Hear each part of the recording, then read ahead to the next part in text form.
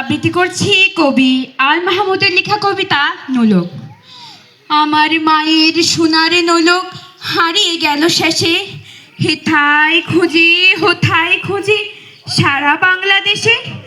নদীর কাছে গিয়েছিলাম, আছে তোমার কাছে? হাত দিও না আমার শরীর ভরা বোয়াল মাছে। বলল কেঁদে তিতাস নদী হরিণ বেড়ের বাঁকে, সাদা পালক বকরা যেথায় পাক ছড়িয়ে থাকে।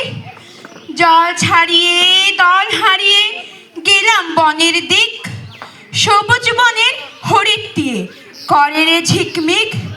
বনের কাছে এই মিনতি, ফিরিয়ে দেবে ভাই আমার মায়ের গয়না নিয়ে ঘরকে যেতে চাই। কোথায় পাবো তোমার মায়ের হারিয়ে যাওয়া ধন? আমরা তো সব পাক পাখালি বনের সাধারণ। সবুজ চুলে ফুল পিঁধেছি, নোলক পরি না তো। ফুলের গন্ধ চাও যদি নাও, হাত পাতো হাত পাতো। বলে পাহাড় দেখায় তাহার আহার ভরা বুক, হাজার হরিণ পাতার ফাঁকে বাঁকিয়ে রাখে মুখ।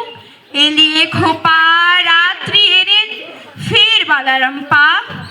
আমার মায়ের গয়না ছাড়া ঘরকে যাব না। ধন্যবাদ।